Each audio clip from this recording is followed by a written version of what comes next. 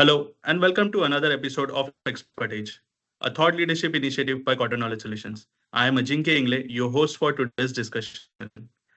Expert Age is designed to bring together industry leaders and our experienced analysts to explore the critical topics within the information and technology domain, sharing their valuable perspectives and knowledge. And today, we are going to have an exciting panel discussion focusing on the importance of cost savings and ROI in customer experience solutions and the role of generative AI in enhancing customer experience. And to discuss this, we are delighted to have with us Vikas Garg, who is the co-founder and CPO of Kapture CX.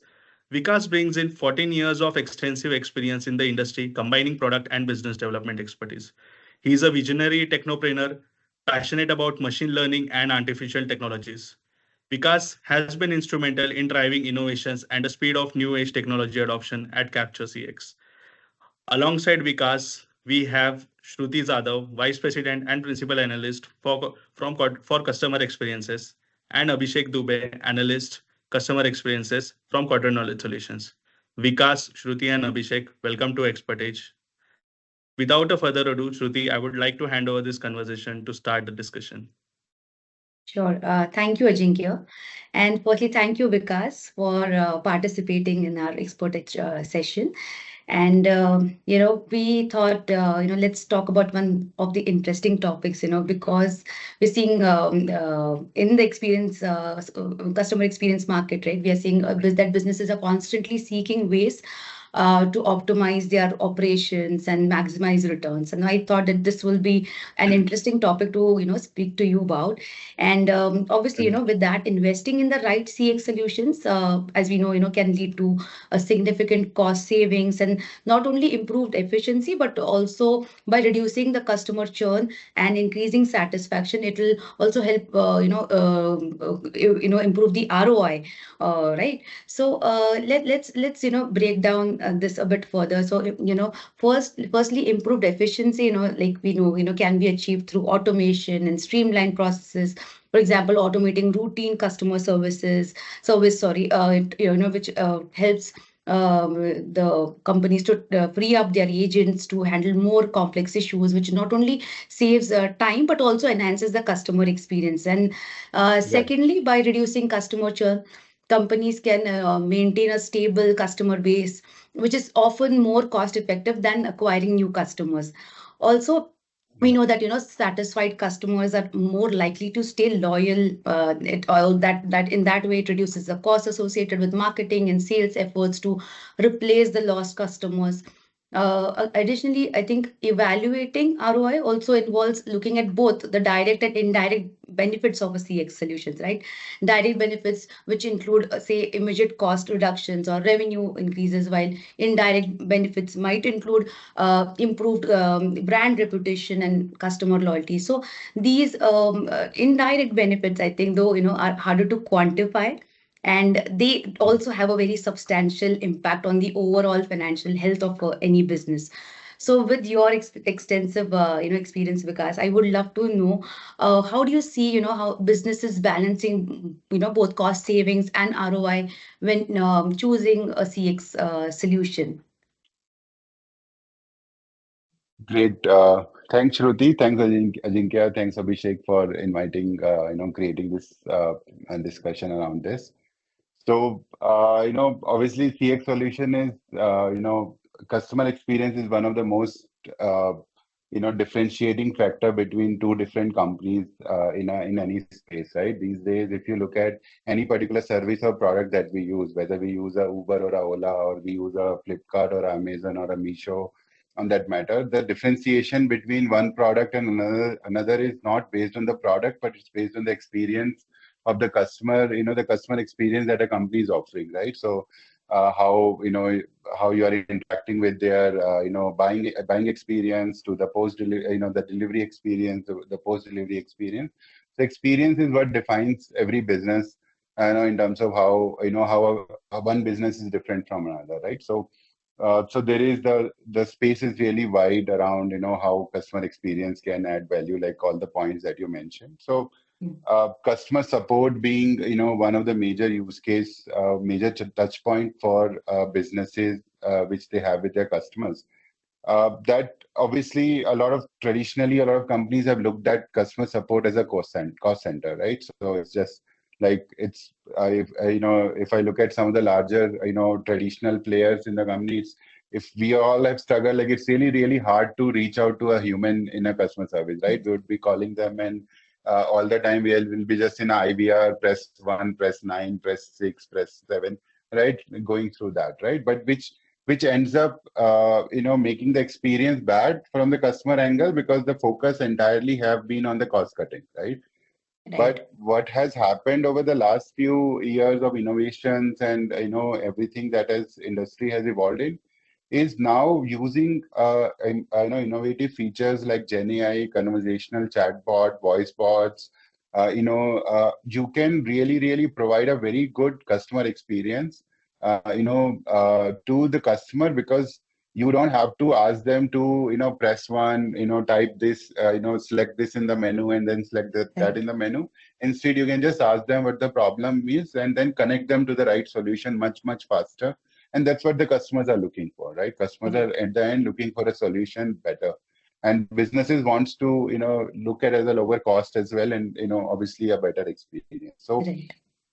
I think really lucky to be doing something in this space at this time, where a lot of these new age solutions have enabled us to solve some of those problems which really create a friction between the customer and the business, which is obviously not good for the business, right?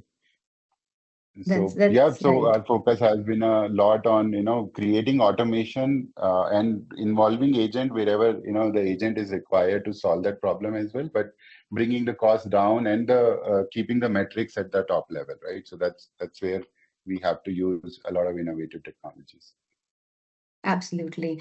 Right, Vikas. So also, like you did mention about AI and, obviously automating processes. So I thought now the new buzzword, like Gen AI, everywhere, in CX, you can see, especially in CX, I'm seeing that, it's really adopted really at a very fast pace. So obviously we know that it's definitely improving the experience, and significantly personalizing interactions by faster response times and predictive analytics, and helping brands anticipate customer needs. Also, like imagine a customer reaching out for support and receiving instant, accurate, responses generated by AI, which are tailored to their issues. So this level of personalization not only, resolves issues quickly, but also leaves customers, feeling, with a feeling that they are valued and understood. So I think Gen AI, I think like we know that it can it can analyze a vast amount of data to identify the trends and patterns, providing businesses with actionable insights. But I think it also has to be very brand specific, right? Because it should not go into any hallucination and all of that part, right? So it's very important when we talk about Gen AI. It is also ensuring that it is providing customers with the right brand specific data. So also, for instance, predictive analytics can forecast customer behavior, which allows companies to proactively address potential issues before they arise. So I think all of this is, I think, with the ability of Gen AI, I think it's really helping customers and brands maintain a high level of customer satisfaction and loyalty. And there are so many aspects again to Gen AI, multilingual support, and so on and so forth. So because what do you think? Like, how is the adoption happening, especially in terms of Gen AI in the CX space, and where do you see it going? Right. Oh, great points, Shruti, which you have raised.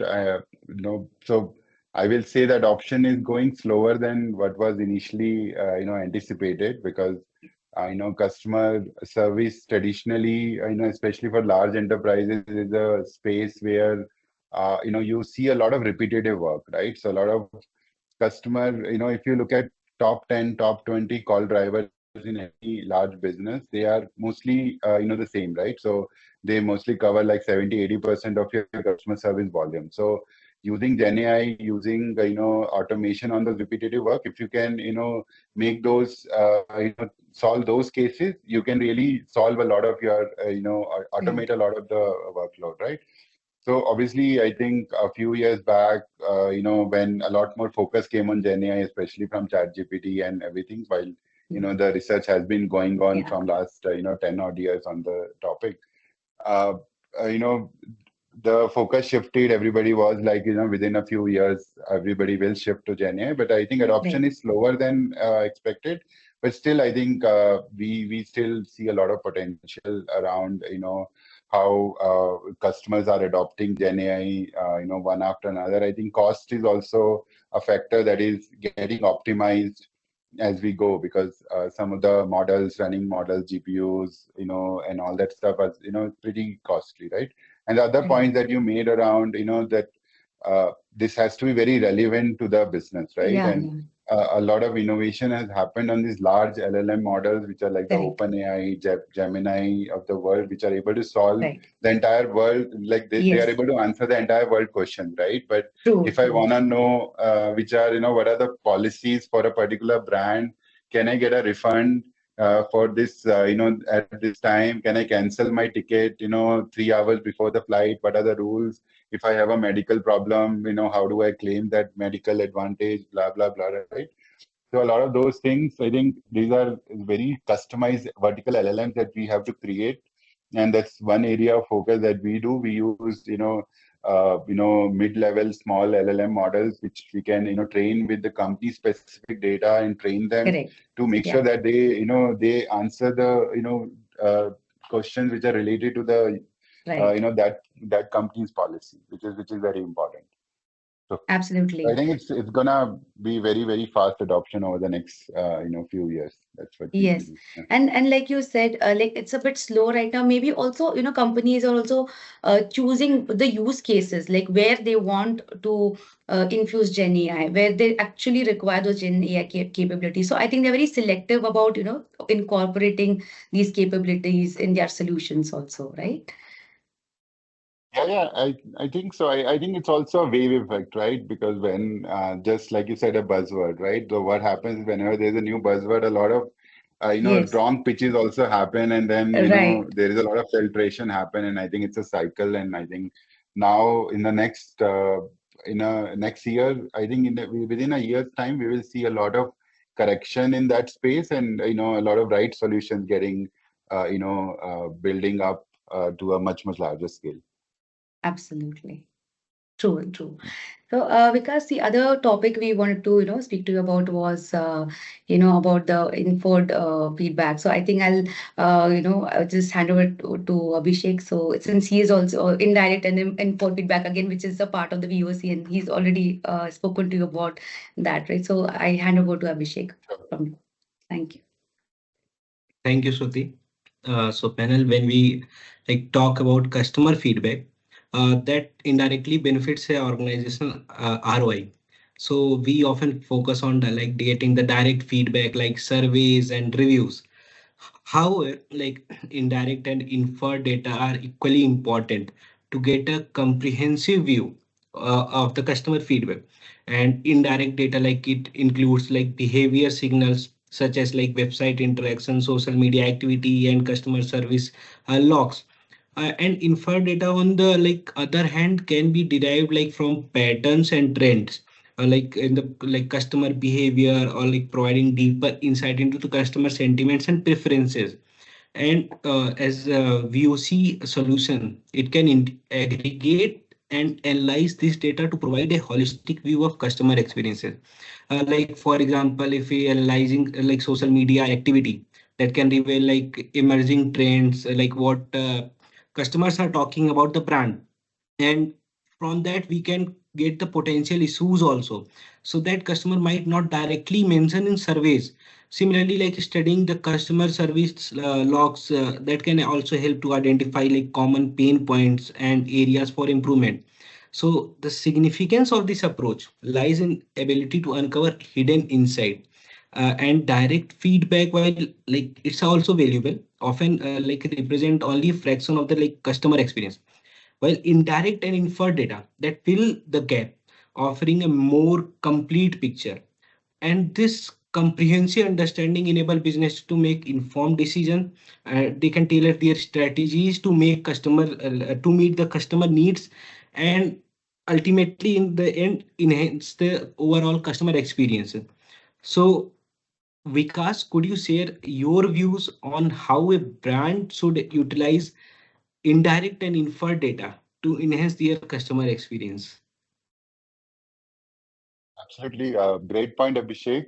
Obviously, right. So I know we have seen a lot in the market, like the traditional way of collecting customer feedback. Customer is sending those long survey forms to customers, right? But the response rates on those long survey forms is very, very low, right? And then only the people who are unhappy, really unhappy with your brands, are more likely to fill those survey forms. And so you lose a lot of data from the market in terms of what is the because as a company, as a product head, as a marketing manager, as a team, you need to really know what are the things which are right about the business, what are the things right about the product, what are the things you're doing right.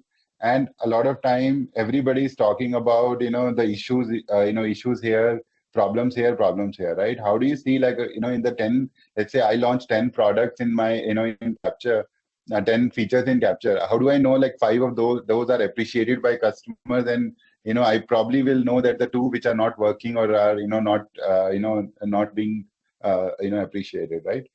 So a lot of that data lies in this indirect behavior, right? Which is we have to collect this data from inferred, collection of data. So from inferred insights.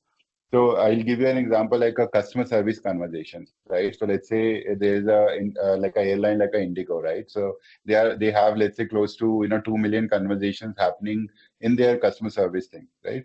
There is a lot of inferred data that is there in the customer service conversation, which are not related to resolving that issue at that time, right? So that issue resolution, how did the agent did, how that customer issue got resolved, that is obviously the focus of a customer service team, right? They do that, pretty well, right? But how can we, take out those inferred information, the indirect information from there for the product team, for the marketing team, right? How do we really know, like, okay, what are the products, what are the airports, where customers, appreciated the check-in experience, but did not appreciated the luggage collection experience, right? Which are the particular flights where, customer appreciated the crew, and did not, were unhappy, right? So these are the inferred information which was not directly a survey information, but they were discussing an issue. But in between the issue, somebody said, like, I liked, that I could check in within 2 minutes, but after that, for boarding, I took 40 minutes, right? So, but that I could check in within 2 minutes. How can I collect that information and really create an intelligence around it that, okay, your check-in experience is good in this place and boarding experience is bad, right? So these are the inferred information. Like you rightly gave example around the social media, collecting all the social media activities which are happening on a brand page, on the internet, and then finding a lot of inferred information from them, right? Sentiment analysis, what are the topics people are discussing.